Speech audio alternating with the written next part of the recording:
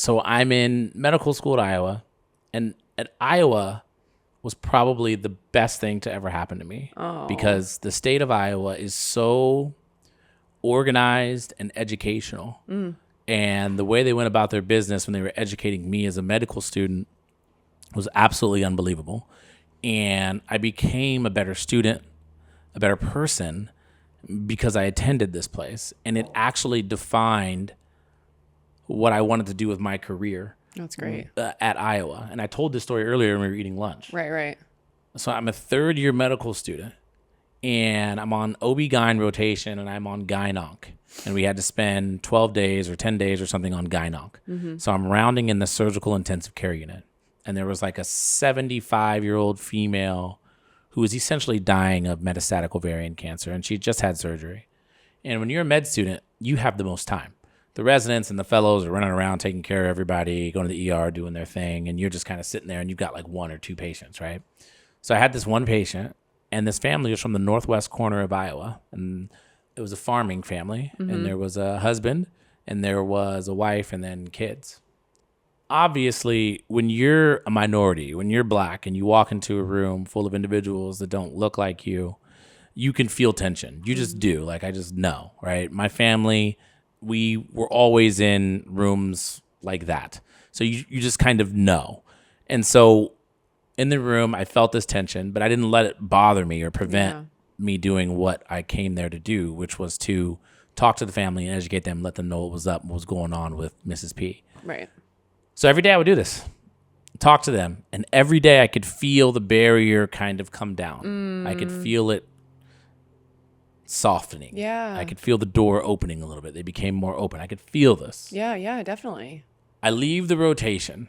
I'm done. I'm gone. The next day, Kevin, who was in my class, who's now a radiation oncologist somewhere, comes into the rotation and he's talking to Mr. P. And Mr. P literally says these words. He says, "Where's Jamie?" And Kevin says, "Oh, he's on another rotation now. I'm going to be taking care of you guys now, whatever." And he says, "I never loved a colored fella as much as I love Jamie, but I do." Oh. And I wrote about it in our medical school paper. And for me, when I wrote about it, I was like, man, he was kind of a little bit prejudiced, a little bit racist. You could feel it in that. But then when you really thought about it, it was like, wait a second, hold on. That was a huge step for that person. I spent 10 days with this guy, with his family, and I may have changed their outlook on an entire race of people. Now, you could be pissed off about it, and you could say, you know what, it shouldn't be that way, and it shouldn't be that way. But that lesson for me at that point in time was this is what communication can do. Yeah. If you know how to communicate to people, you can open up biases and correct them just because you know how to talk to people. So for me... And you were just being a good person. I mean, you were just being a good person. I was just being Rutland. Yes. Yeah. I was just being the medical student that Iowa taught me how to be.